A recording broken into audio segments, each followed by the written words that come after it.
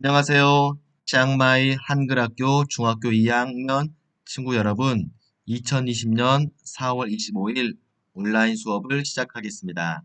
오늘은 제5단원 생각의 나무를 키우다에서 첫 번째 인간을 위한 자동차 문화에 대해서 배워보도록 하겠습니다.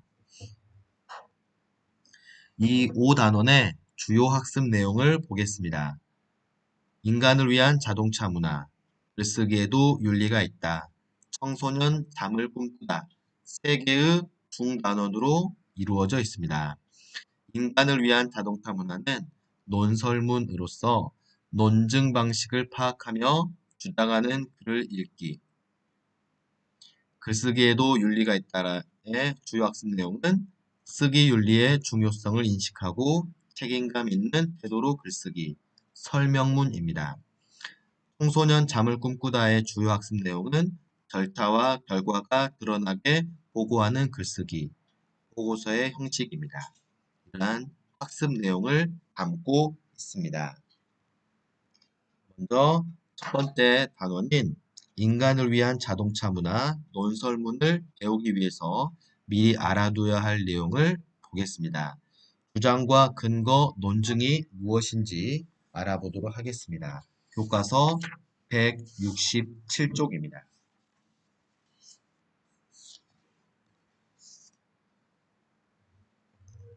주장은 말하는 사람이나 글쓴이가 내세우는 의견입니다. 근거는 주장을 뒷받침하는 타당한 내용입니다. 논증의 개념은 근거를 들어서 주장이 타당하다는 것을 증명하는 과정입니다. 그 종류로는 귀납, 연역, 유추 세 가지가 있습니다. 교과서에는 귀납, 연역, 유추의 개념이 나와 있지 않습니다. 이 화면을 잠시 멈추고 귀납, 연역, 유추의 개념을 교과서 167쪽 빈 공간에 적어 주시기 바랍니다.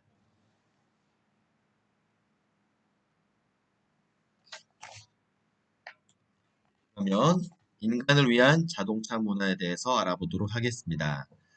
수업을 듣기 전에 여러분은 먼저 이 본문의 내용을 읽어 두셔야 합니다. 본문을 읽고 수업을 들으면 훨씬 수업이 여러분의 귀에 쏙쏙 들어올 수 있을 것입니다. 학습 목표입니다. 교과서 168쪽입니다. 주장하는 글을 읽고 글에 나타난 논증 방식을 파악할 수 있다. 글을 읽고 주장의 타당성을 평가할 수 있다. 논증 방식은 귀납, 연역, 유추 세 가지가 있다고 했습니다. 이 글에서는 어떤 논증 방식을 사용하고 있는지 여러분이 파악할 수 있으면 좋겠습니다. 168쪽 중간에 사진이 있습니다. 다음 사진의 학생들이 내세운 주장이 설득력이 있는지 말해보자.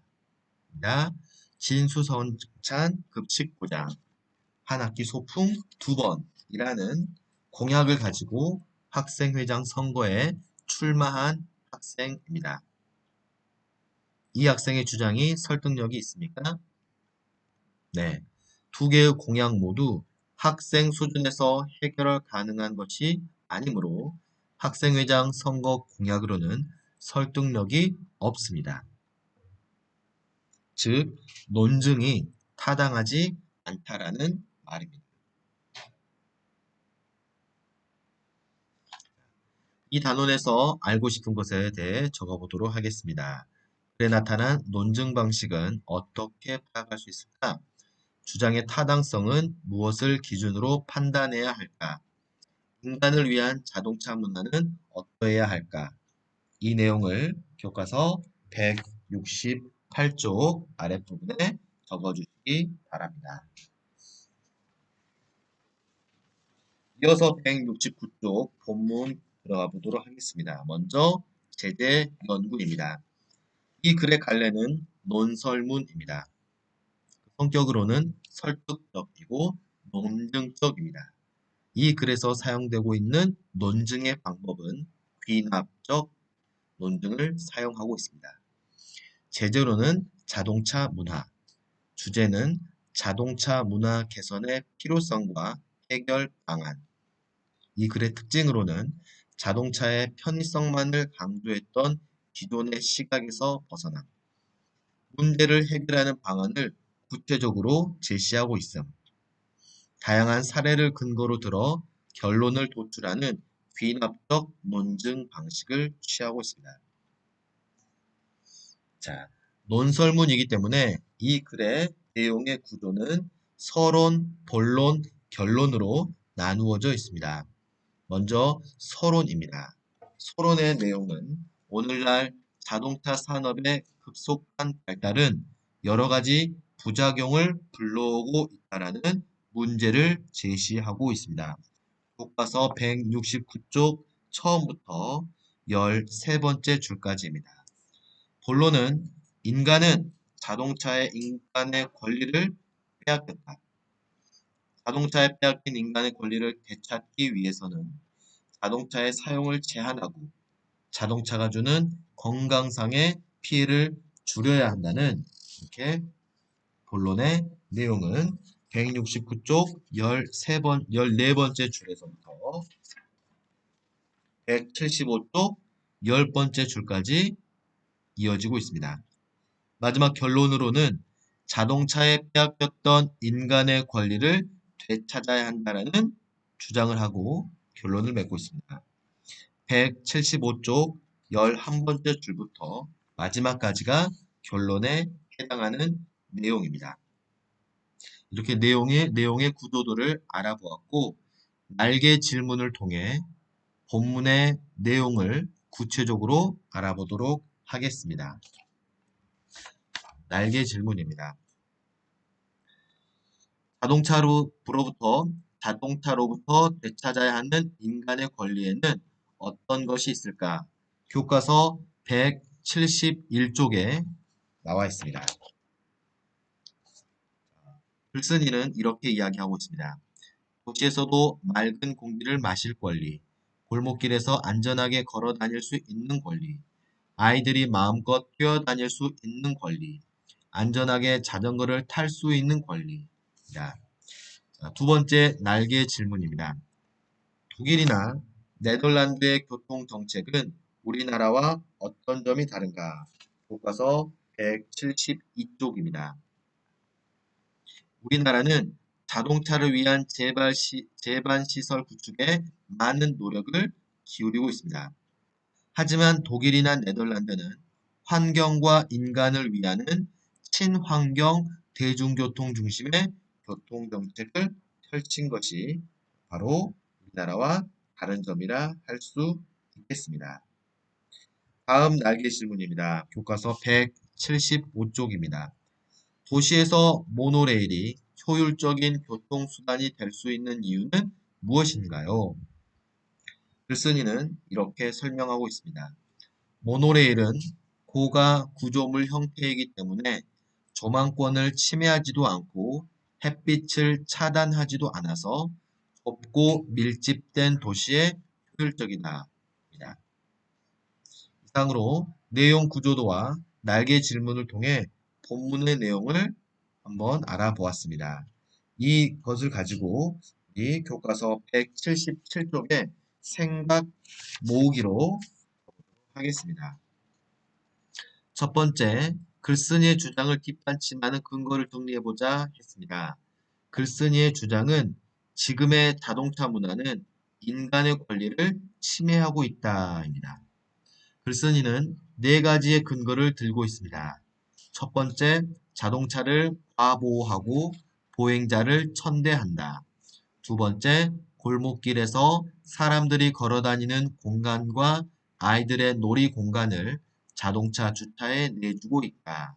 셋째, 건널목에 자동차가 버젓이 올라가 있고 사람들은 자동차의 눈치를 본다. 넷째, 사람은 지하도나 육교로 다니고 자동차가 거리의 중심을 활보한다. 이렇게 네 개의 근거를 들어서 자신의 주장을 펼치고 있는 것을 알 수가 있습니다. 다음은 논증 방식을 알아보도록 하겠습니다. 이 글쓴이가 나타내고 있는 근거는 일반적인가요? 구체적인가요? 바로 구체적인 사례를 들고 있습니다. 근거 중 하나라도 참이 아니면 주장도 거짓이 됩니까? 네, 당연히 그렇습니다. 근거가 참이 아니면 주장도 당연히 참이 될 수 없습니다. 네 가지의 근거 중 한 가지가 빠지더라도 주장을 뒷받침할 수 있나요? 그렇습니다. 나머지 세 가지의 근거를 활용하여 주장을 뒷받침할 수 있습니다. 이렇게 구체적인 사례를 들어서 일반적인 주장을 펼치고 있는 글쓴이의 논증 방식은 바로 비납적 논증에 해당합니다. 연역적 논증은 일반적인 내용에서 시작해서 구체적인 방향으로 나아가고, 비납적은 구체적인 내용에서 시작해서 일반적인 방향으로 나아가는 그러한 논증 방식이 되겠습니다. 그 대표적인 예시로 연역적 논증은 동물은 새끼를 낳는다. 토끼는 동물이다. 그러므로 토끼는 새끼를 낳는다. 동물이라는 일반적인 내용에서 시작해서 토끼라는 구체적인 내용으로 나아가고 있습니다. 피납적 논증의 대표적인 예시는 간디도 죽었다. 세종대왕도 죽었다. 신사임당도 죽었다. 이들은 모두 사람이다. 그러므로 모든 사람을 죽는다. 간디, 세종대왕, 심사임당이라는 구체적인 사람을 예시로 시작해서 사람이라는 일반적인 내용으로 나아가고 있습니다. 마찬가지로 이 글의 논증 방식도 이처럼 복합적 논증을 사용하고 있습니다. 다음으로 교과서 178쪽에 보도록 하겠습니다. 글쓴이가 제안한 자동차 분야의 개선 방안을 구체적으로 정리해 보도록 하겠습니다. 본문의 내용을 잘 정리해 보는 것입니다. 개선 방안은 자동차의 활용을 제한하고 자동차 때문에 인간이 입게 되는 건강상의 피해를 두려워합니다. 그 방안 세 가지가 있는데 그 세 가지를 찾아서 적어보도록 하겠습니다. 첫 번째는 집단 주거 시설의 주차 공간을 모두 지하로 보내는 것을 원칙으로 하자. 두 번째는 도시 중심부의 자가용 지짐을 제한하자. 세 번째로 매연 측정기를 설치하자. 교통세를 부과하자라는 방안을 제시해 두었습니다. 그러면 이 방안들이 얼만큼 실현 가능성이 있는지 한번 평가해 보도록 하겠습니다. 방안 첫 번째, 대거 집단 주거 시설의 주차 공간을 모두 지하로 보내자. 이거는 실현 가능성이 있습니까? 네, 그렇지 않죠. 왜냐하면 이미 지어져 있는 아파트들의 네, 주차 공간을 지하로 새롭게 만든다는 것은 그 아파트의 안정성에 커다란 문제가 생길 수도 있습니다. 새로 만드는 아파트라면 가능하지만 기존의 아파트들의 주차 공간을 지하로 넣는다는 것은 좀 어려울 수 있습니다. 두 번째 방안은 뭐였습니까? 네, 도시 중심부에 자가용의 진입을 제한하자 그랬습니다. 어느 정도 실현 가능성이 있습니다. 세 번째는 매연 측정기와 교통세를 부과하자. 네, 이것은 매우 실현 가능성이 높고 실제로도 지금 많이 실행되고 있는 내용들입니다. 자, 다음으로는 교과서 179쪽에 생각 펼치기로 가보도록 하겠습니다. 자, 인간을 위한 자동차 문화를 읽고 나타날 다양한 반응을 한번 정리해보고 설득을 해보자 그랬습니다. 이 글을 읽고 자신의 생각을 정리한 후에 다른 사람들이 보일 수 있는 반응을 다양하게 예측해보자. 회사원의 반응입니다. 저는 곤란해요. 지각하지 않으려면 차가 꼭 필요하거든요. 라고 주장하고 있습니다. 일상생활에서 자동차 사용을 줄이자라는 내용의 회사원은 이렇게 반응을 하고 있습니다. 또한 어떤 반응이 있는지 한번 그 예시를 이렇게 보도록 하겠습니다. 자동차 사용량이 줄면 등하굣길에 상쾌한 공기를 마시면서 자전거를 탈 수 있을 것 같아요. 학생으로서의 반응을 나타냈습니다. 다음은 어린 자녀를 둔 부모의 반응입니다. 자, 놀이터가 부족해서 아이들이 골목길에서 놀 때가 많은데 아이들의 안전을 위해서 자동차가 골목길에 진입하는 걸 제한하는 것에 찬성해요. 라는 반응을 보일 수가 있습니다. 장애인의 경우는 어떤 반응을 보일 수 있을까요? 자, 장애인이나 노약자는 거동이 불편할 수 있기 때문에 자, 장애인 전용 자동차를 사용해야 합니다. 그런데 자동차 사용을 제한하는 것은 이들에게는 좀 불편함을 줄 수 있습니다. 그래서 충분히 고려해야 하겠습니다. 라고 반응을 보일 수가 있습니다. 자, 그러면 여기서 한 사람을 선택해서 또한 근거를 들어 이 사람을 설득해 보도록 하겠습니다. 예를 들어서 회사원을 선택했습니다. 자, 이 사람은 일상생활에서 자동차 사용을 줄이자라는 그 의견에 반대했습니다. 왜냐하면 지각하지 않기 위해서이죠. 자, 그러면 이 사람에게 자동차 사용을 줄이자라는 그런 설득의 근거를 어떻게 제시하면 좋을까요? 자, 예시로 이렇게 들 수가 있습니다. 심각한 교통체증이나 현대인의 운동 부족을 생각한다면 대중교통을 이용하는 편이 훨씬 좋지 않을까요? 대중교통이 불편한 지역에 사시거나 회사 업무가 차를 이용해야 하는 것이 아니라면 자동차 사용을 줄이는 일에 동참해 보세요.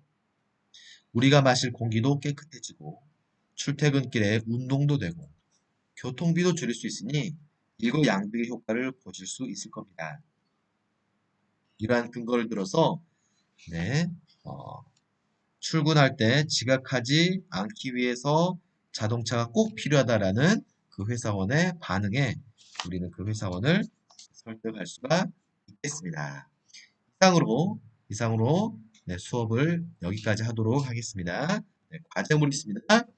오늘 여러분이 기록한 그 교과서에 기록한 내용을 사진으로 찍어서 선생님의 이메일, 네이버, 그 다음에 카카오톡으로 사진을 보내주시면 여러분의 출석 체크와 여러분의 평가하는 곳에 반영하도록 하겠습니다. 다음 이 시간에는 다섯 번째 대담론에서 두 번째 글쓰기에도 윤리가 있다라는 설명문에 대해서 학습하도록 하겠습니다. 수업 전에 본문을 꼭 한번 읽어주시기 바랍니다. 감사합니다. 수고하셨습니다.